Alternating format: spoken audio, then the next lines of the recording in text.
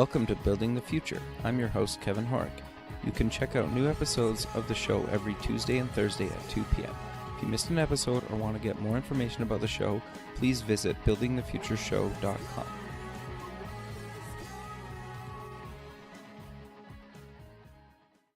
SoupX, the Startup Expo, North America's premier startup conference, is March 6th and 7th, 2017, in sunny Fort Lauderdale, Florida. Affordably priced, SoupX is a 2-day international conference featuring workshops, panels, speeches, a $50,000 startup competition, and over 100 exhibitors. For more information, go to sup-x.org. Welcome back to the show. Today we have Brian Nickerson. He's the CEO and co-founder at Magic Links. Brian, welcome to the show. Thanks, Kevin. Glad to be here. Yeah, I'm excited to have you on the show. I think what you're doing with Magic Links is really interesting and cool and innovative. But maybe before we kind of get into exactly what Magic Links is, let's get to know you a little bit better and kind of start off with where you grew up. Yeah, absolutely. So when I was young, I grew up in Piedmont, California, which is in the East Bay, outside of San Francisco. Sure. And then around high school time, I moved down to Southern California to Pasadena. Oh, okay. Very cool. Both nice areas in California. They're great. Yeah. I'm fifth generation Californian on my dad's side, so a lot of roots here in Cali. Really, that's great. Most people you meet in California actually aren't from California, so at least in my experience, anyway. I spent some time down that's right.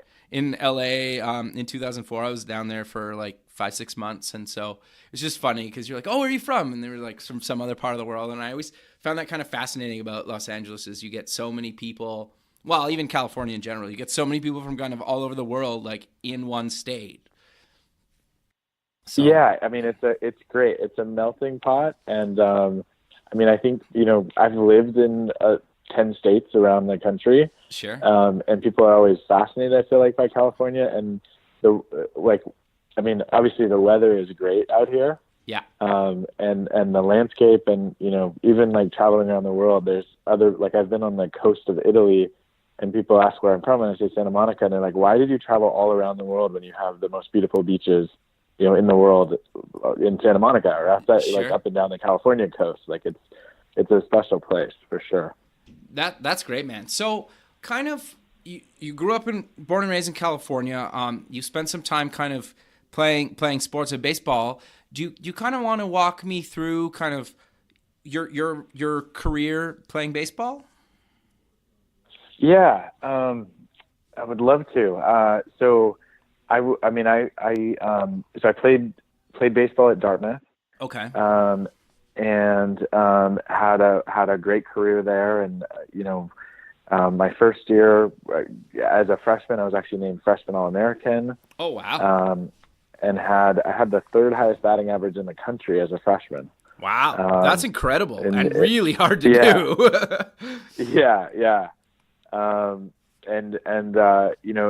But I also had challenges. So my sophomore year, I blew out my knee in the first game of the season. Oh, that sucks. And really kind of battled with. I had 5 knee surgeries through college in my sophomore and junior year. So I had, kind of started off really hot, and then had some struggles that I needed to go through. And then once my knee was finally healthy, my junior and senior year, I had a really, both those years were really good, and won a number of awards, and our team did well. And then I was fortunate enough to be drafted by the Dodgers coming out of school. Sure.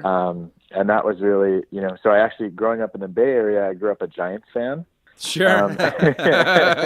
And had to quickly change my allegiance to the Dodgers. Sure. But that was, just such a dream come true too. Of like, ever since I was young, I knew, I dreamed of playing professional baseball. And when that opportunity came up, it was really special, and one I was dying to pursue. Sure. So you played baseball for a number of years. You eventually got out of baseball. You've worked for some huge brands. So do you maybe kind of want to walk me through your post-baseball career in kind of the internet startup space? Sure. Most interestingly, right after baseball, I worked for a company, Avery Dennison. Sure. And while I was there, I was in a rotational program, and one of the jobs I had was managing a shift at a stop sign manufacturing plant. Okay. And so what I learned in that was everything. Well, one, I didn't want to do manufacturing.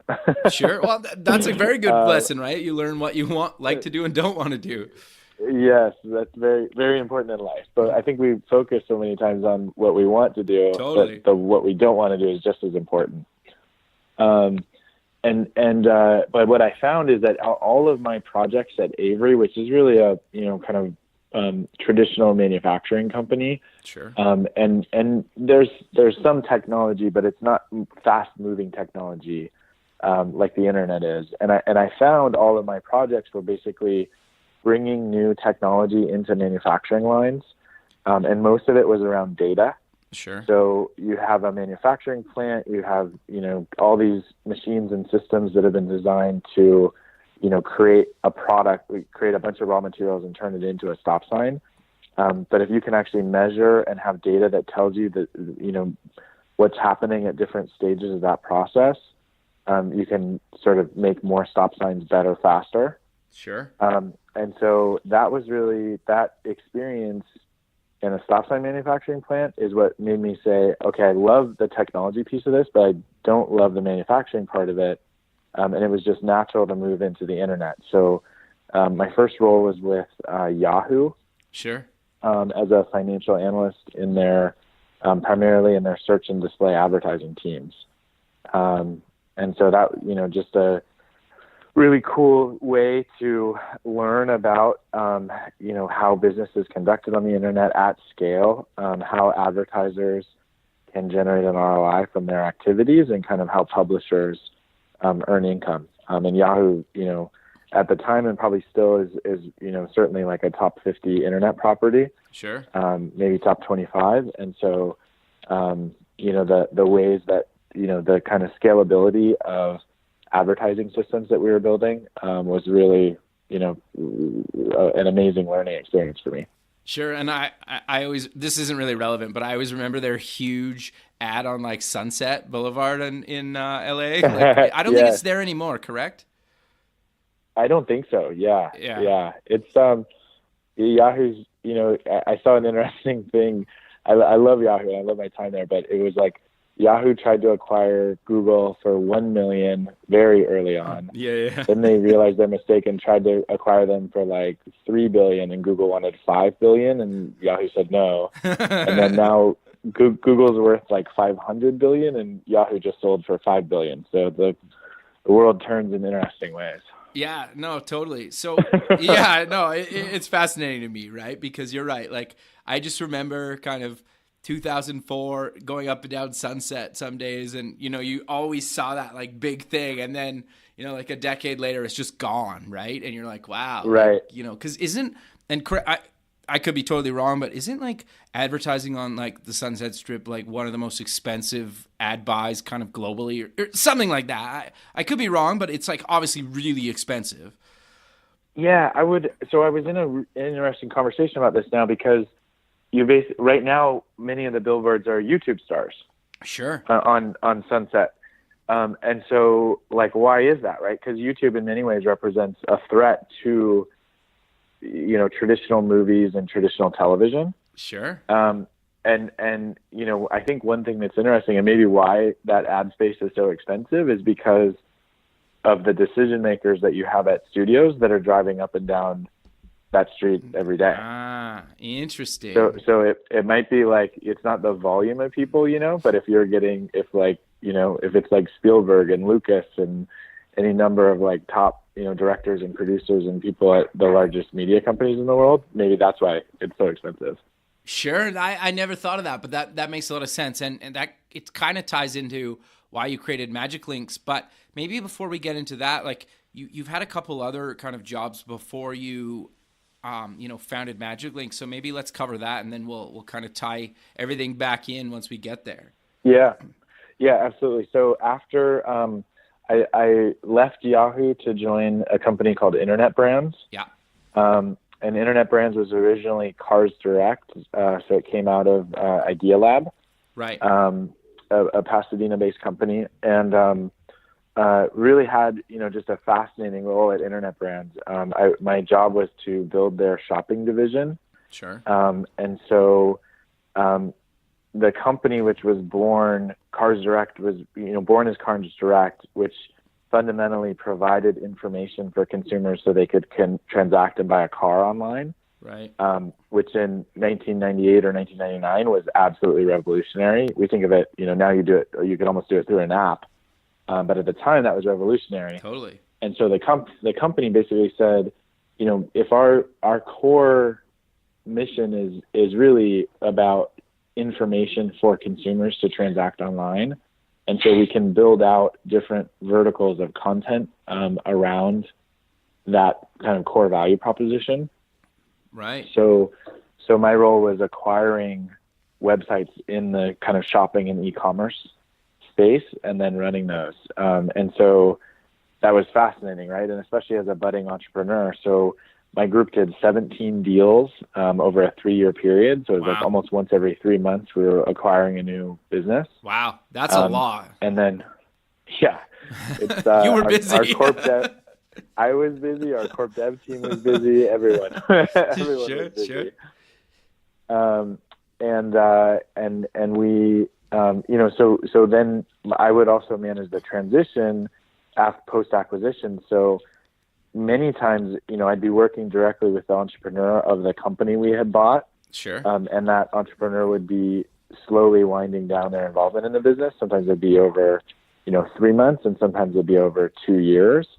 But as a person who wanted to become an entrepreneur, it was what a great experience to work with, 17 different entrepreneurs, all with a different take of how they had built their business online, how they thought about kind of growing audience and growing advertiser relationships, what they had done from a technical perspective. And then, so it was just a really good learning base. And then my challenge was to kind of tie together all these assets in different classes and kind of make 1 and 1 equal 4.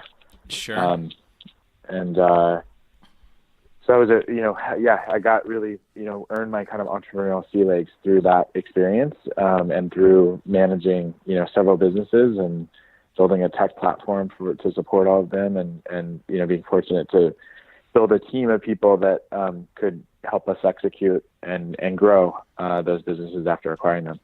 Sure. No, that's great. And then you left there and you decided to kind of co-found Magic Links. So do you want to maybe kind of walk me through what exactly is Magic Links and kind of why did you decide to start this thing up?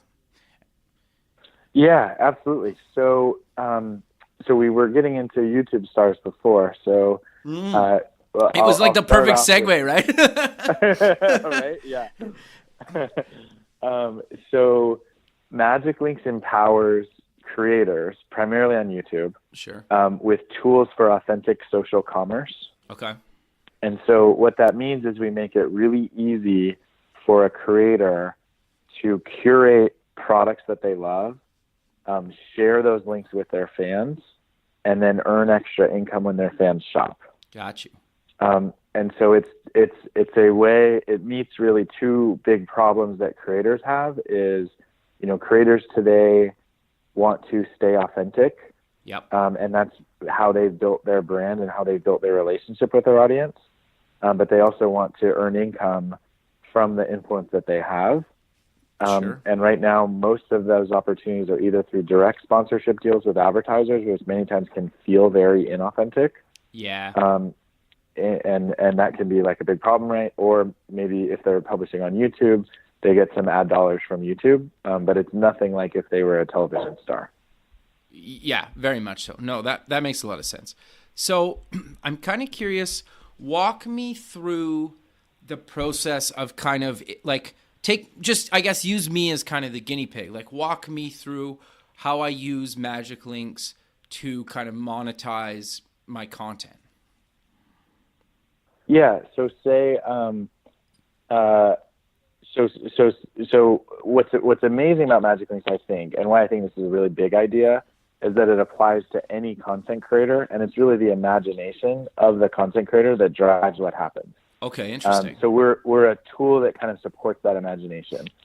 So for you, let's say Kevin, right, you had a special speaker that you used to record a podcast. Sure. And there's those, I forget the name of them, but do you know those like ball speakers? Yeah, It looks like totally. So your fans are watching your content, they're engaging with it. Some of them might want to emulate your success as a broadcaster and as a creator of podcast content. Sure. And they would naturally have a question. Hey, Kevin, how do I do this? Like, what do you use? Yep. And I've had that question before too. And I've sent them just an email with that link or list of gear. So yeah, it's interesting. Yeah, exactly. And so in that case, you are basically, one, how many fans have that question and don't ask? Sure. Or do ask, and you have a lot of emails, and you're doing a solid and kind of sharing that information, but maybe you're not able to respond, right? So There's that breakage in the moment of inspiration. Yep. And then two, if you've told your fan, here's where that speaker is sold, at Crutchfield or at Newegg or at Best Buy or at Walmart. You're basically advertising for that brand. Sure. You're taking your trust and you're telling a fan or a person or a friend, here's that product and here's the store I would actually recommend that you buy it from. Sure. And so, if you earn money as that, if someone chooses to buy, that seems like a great kind of deal all the way around. You provided a service to the fan. Mm-hmm. You provided a new customer to the retailer, and the retailer has received, a benefit of someone new who's shopping at their store. So we really see it as like a win-win-win for all parties involved. Totally. No, that makes a lot of sense. So one question I do have for you though is, do you have to get a bunch of retailers on board, or you guys just kind of handle that, or kind of how do you go about actually getting me my like commission or whatever for, if somebody does buy? Yeah, absolutely. So, and it's a great question. And I think, one of the things, so some creators have heard about affiliate marketing. Yeah. Some haven't. And I think a lot of times affiliate as a channel gets a bad rap. Agreed. Yeah. And I think there's some really valid reasons for it. And we're trying to change that conversation, right? We're trying to understand why people have been frustrated with it and create a much better experience. Right. Because I think it really is, it has the potential to solve some problems in a really, kind of profound and unique way. And so one of the challenges that creators have is like, how do I get a relationship with a retailer? What are the terms of that relationship? How do I kind of how do I earn a commission if I do send a sale? Yep. And so what we're constantly doing is a number of things.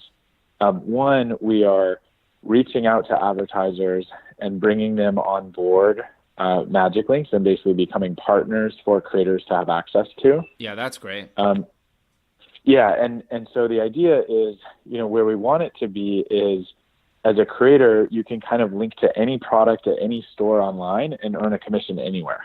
Right.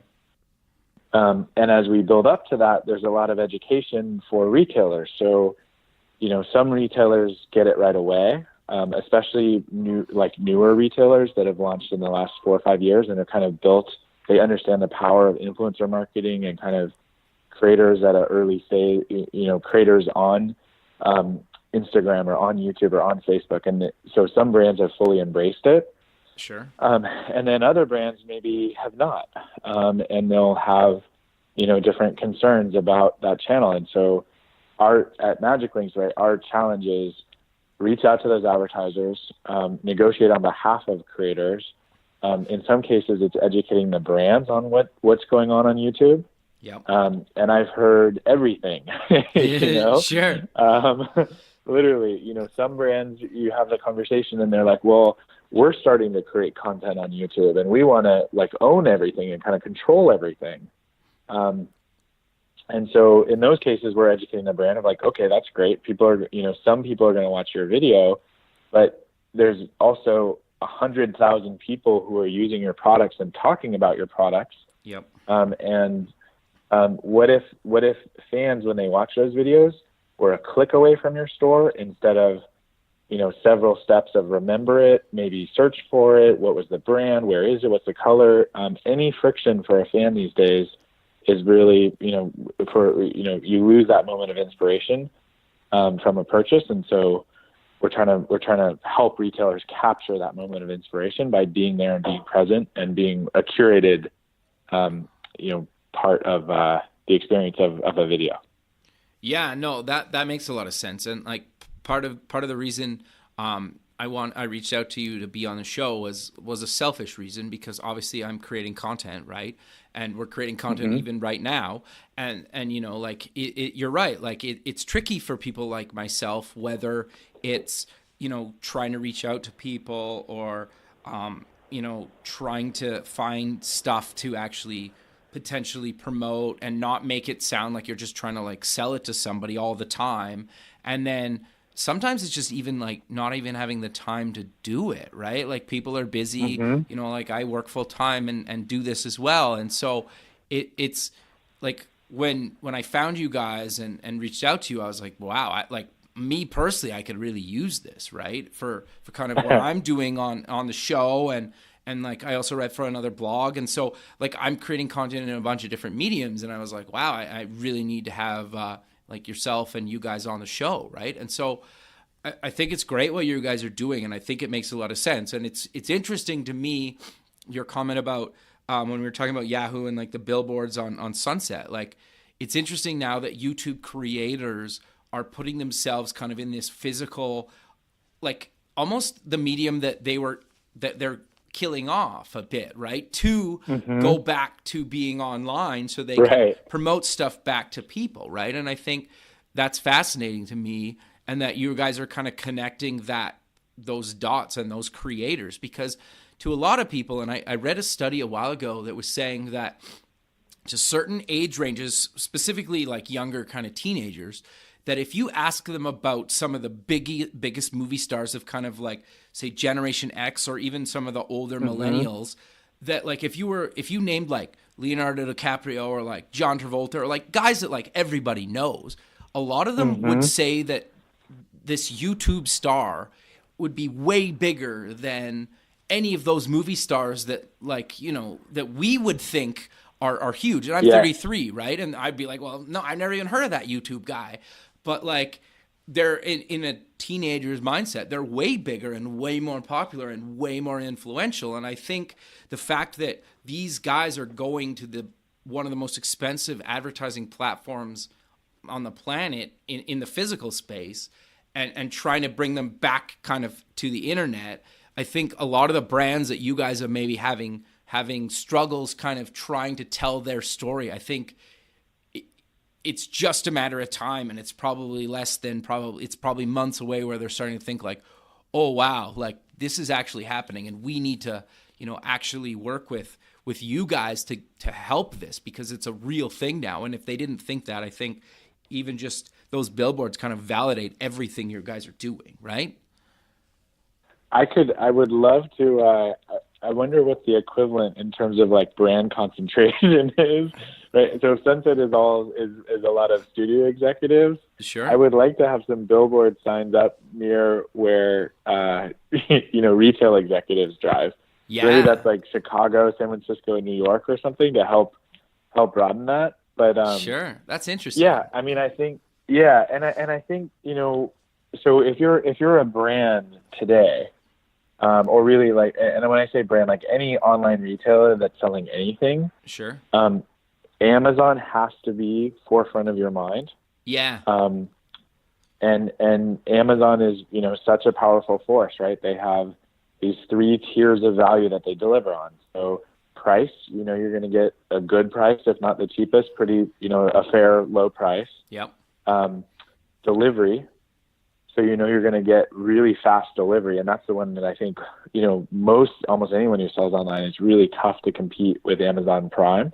Yeah, very much so. And then three is selection, right? So there's, the product catalog on Amazon, I think, is well over 100 or 200 million SKUs. So that's very hard to compete with. Even you see Walmart. Walmart in brick and mortar obviously is much larger than Amazon in a physical presence space, but has really struggled online, and Sure. I think that's part of why they bought Jet.com. Oh, interesting. So, I didn't know they bought them, but that's actually really interesting. Yeah, that's fairly recently, and Jet has grown really fast, and obviously is a competitor to Amazon. Sure. But I think, knowing that context is the lens through which a retailer today has to compete in the online world, the brands that really seem to be, I think making, growing really quickly, especially young brands, are the ones who are embracing, influencers and embracing alternative channels. It's not even alternative, but just embracing these channels. The only reason I say alternative is because people used to think it was all search, or all display ad driven. And those are still large and very valuable channels. But this generation of consumer, they're on their mobile device. They're not watching, as you say, right? They're not watching movies. They don't know who Leonardo DiCaprio is, or if they know that Leonardo DiCaprio is like, kind of distant, relative to their friend, who's a YouTube star, who they watch, they basically wake up with every morning and watch her video of her, doing makeup or her fashion that day, from her apartment. So they feel like they're friends with that person versus, someone on the screen is very distant.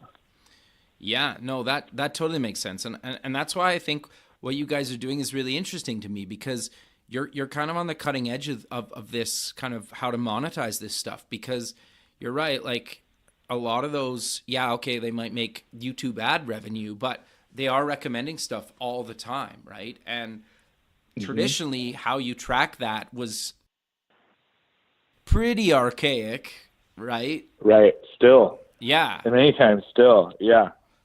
So I'm curious then, how do you guys monetize Magic Links?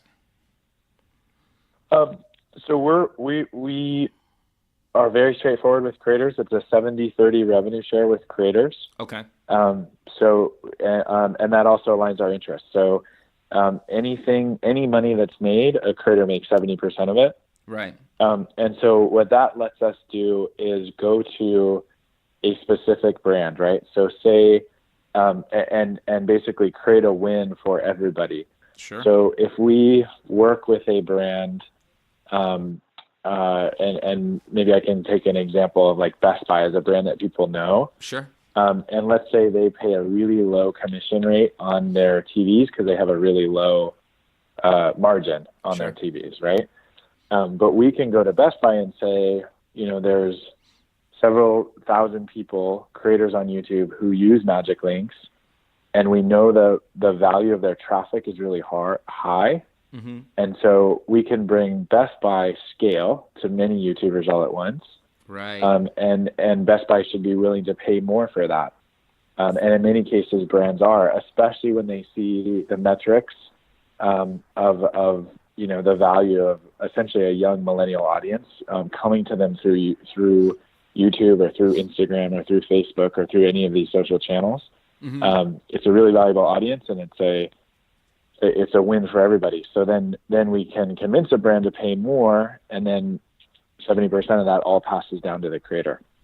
No, that's great. And like from my understanding, you guys have some really big brands already that you guys have partnered with. You mentioned a few, but do you maybe want to mention a few others that you guys have kind of partnered with, just so the listener kind of fully understands the magnitude that you guys are already working with? Yeah, absolutely. So there's more than 1,000 top tier retail brands already live on Magic Links. Wow. So, and it's everyone from, Nordstrom and Sephora and Anthropologie and Walmart and, Home Depot and Lululemon. And then also in Jet.com, right? And Target. So almost any big brand you can think of is a partner on Magic Links and is, is a participant in this type of model. And then there's also niche retailers. So in the gaming space, there's a company called Evil Controllers. Okay. That's basically it's like a tricked out controller. That's great. Customized tricked out controller. And then, in the makeup space, we have a brand called Tatcha, which is a fairly new brand that's kind of inspired by geishas in Japan. Oh, okay, interesting. So that's it kind of goes from the really big retailer that everyone knows all the way down to a retailer that's small and specifically focused on a niche. There's another brand called Benefit Cosmetics. Okay. That's a kind of new and up and coming cosmetics company. Beautylish is another. So these are brands that the average consumer may not know about, but when you have this micro audience that's around a specific creator, so in Evil Controllers, a young woman doing makeup probably doesn't know what that is. Sure. But a young gamer knows Evil Controllers and loves the brand and is the opportunity to get an Evil Controller would just be awesome. Sure. And I'm sure there's some adults that know that brand as well. I'm sure, yeah. For any of the gamer audience, you can be of any age and enjoy a game. I love that, though. No, that's great. Mm-hmm. I think that's what's kind of, and put my kind of selfish interest in what you guys are doing. I think what's interesting, and another reason I really wanted to have you on the show is to get people that are maybe not a millennial and older than that, to understand kind of why the people that are in the space that you guys are playing in are really relevant and can really build their brand, right? And I think a lot of brands, and it sounds like you've had some struggles just trying to even tell brands that this is a real thing and you can really capitalize and monetize on this market. And and I just kind of wanted to have you on the show to, again, kind of put that message out there to say, look, there's a lot of teenagers that could care less about kind of traditional people that are popular. They care about these people that are big online, right? Yeah. So it's really, I think in our world today, right, we are absolutely bombarded with information and signal, right? So even I love to kind of share contextually, right? But you and I have been talking for maybe 30 minutes or so. Yep. And probably just between the two of us, we've probably received 10,000 pieces of information. If you add up emails, maybe text messages, automated alerts, things that are coming through, maybe a weather signal, maybe a phone message, right? So there's just, we are absolutely bombarded with information, and cell phones are a big, kind of pro and con around that. There's a lot you can do, but there's also a lot of signal that you get. Sure. And so the most valuable thing in the world today, I think, is attention. Oh, very much so. Yeah. And it's right, do you have the attention of someone? Yeah. And you see it even at such a micro level. If you're sitting down at lunch and you're with a couple of people and someone has their phone, you don't really have their attention. It's a different conversation than if the phone is put away. Sure. And so getting back to why this space is so valuable for brands is that young people, their attention is spent on YouTube. Yep. The medium of essentially storytelling that happens through a video is much more compelling than anything that's written or a blog post or a text message even, right? To see and hear and get all the pieces of human communication that come through on a video is where people's attention is. And so being a part of that attention is really valuable for brands. Totally. Yeah, I 100% agree with you. It's interesting, right? And I think too, like if anybody listening is kind of trying to target a younger demographic, and they're not spending a bunch of time online, you really need to. Yeah, I mean, you should be kind of playing with the toys that your target demographic is playing with. Yeah. I saw a great post from I think Gary Vaynerchuk. Okay. Yeah. Recently, where he was talking about, it's not enough to sort of say, oh yeah, like I understand Instagram. Like, no, you have to be on the platform and playing with it to really understand how others are using it. Yeah, and still, like, I think it's a little trial and error on the different platforms as well, right? You got to see what content works and doesn't work on those platforms. Absolutely. Yeah, absolutely. So, and it's no, go ahead. Sorry. Oh yeah, I was going to say, the other side is kind of on the creator side. Okay. So as people are thinking about kind of like how do they get started as a creator, or is there room to be a creator? I think of a couple things. I think, number one, there's never really been a better time in the history of our world to be a creator, because there are these social platforms, YouTube, Facebook, Instagram, Snapchat. You put that content out there, it can be in the hands of 1 billion people in days. Yep. And especially, that's not going to happen for most people, but if it's really, really, really compelling content, that's exactly what happens right now. Totally. And then also, right, like, can you make a living from it? And I think a lot of people as creators early on can get tied up in like, well, how do I get a brand sponsor? How do I get, a brand to pay me for what I'm doing? And in my mind, that is a part of the business, and it is part of something that you want to create. But you can also have these other platforms. I think, Magic Links is a great tool to, kind of help get started and like earn that income as you're getting started. And then also you can start to learn, hey, my audience is, they love the speakers that I was talking about, but the the new shoes that I was talking about, nobody was really interested in that. Yeah. That gives you really important data and feedback on the type of content that you're creating and what's resonating with your fans. And then you can, do more of what your fans love.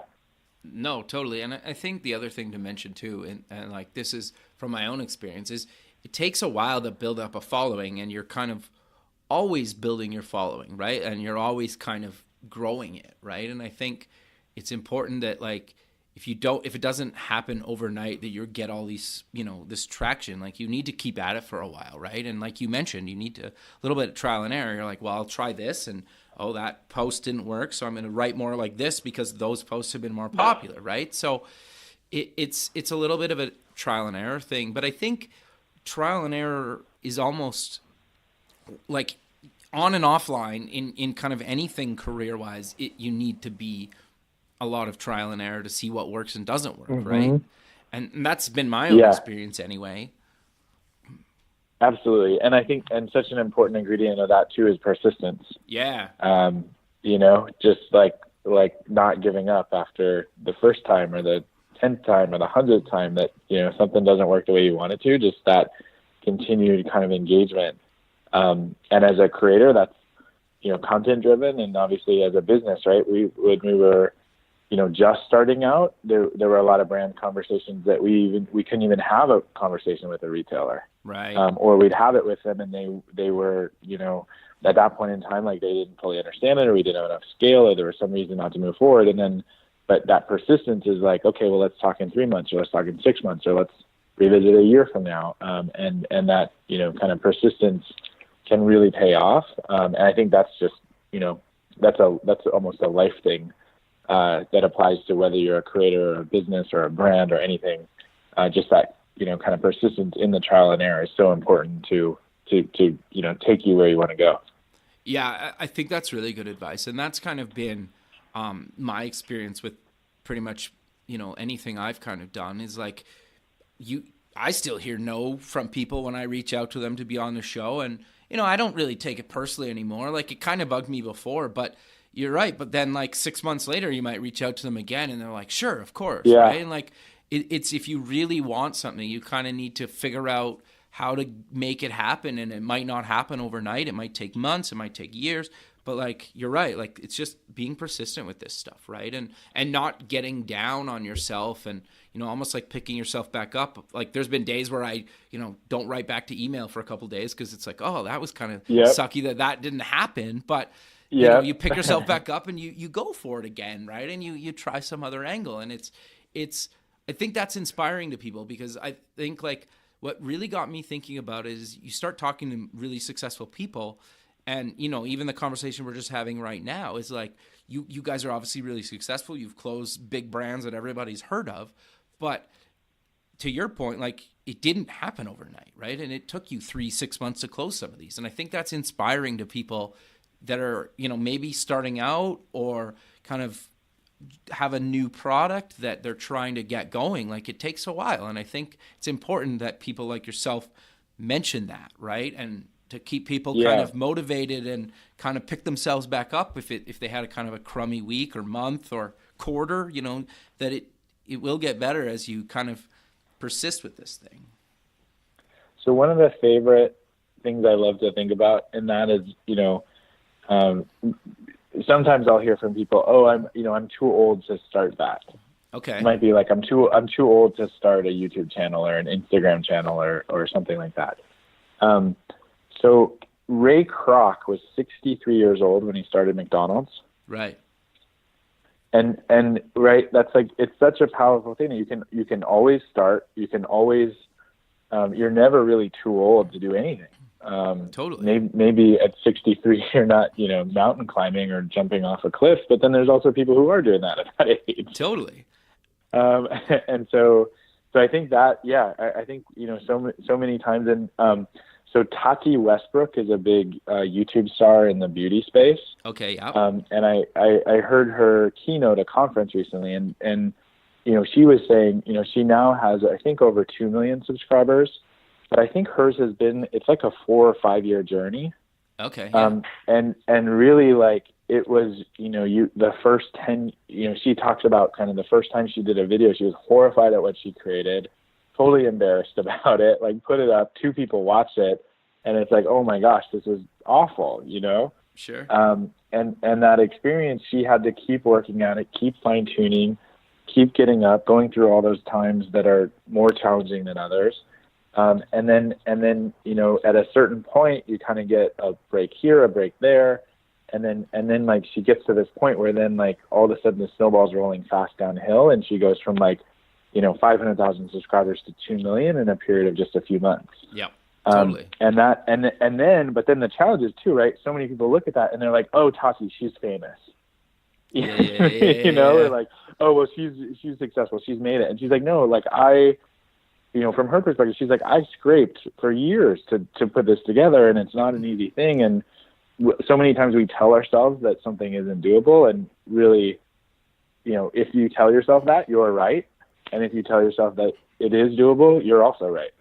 Yeah. It's like it took you 5 years to become an overnight success, or in her case, I guess. Yes, exactly. Exactly.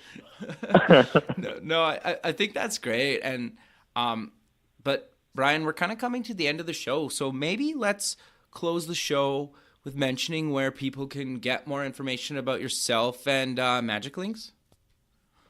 Yeah, absolutely, Kevin. So Magic Links is, we're at www.magiclinks.org, or you can search for Magic Links on Google and we'll pop up. Sure. We also have Instagram, Twitter, and Facebook accounts.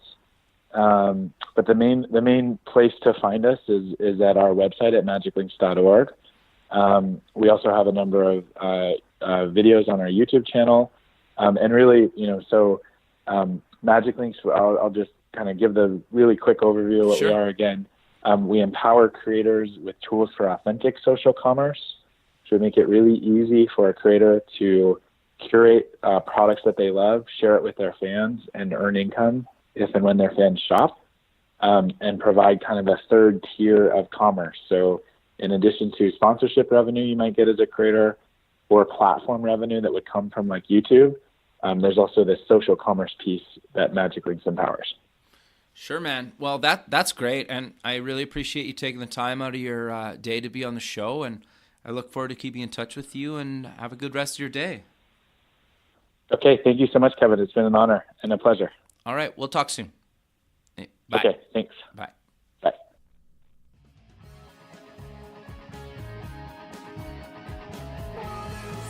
Thanks for listening. The music for the show is done by Electric Mantra. You can check them out at electricmantra.com and keep building the future.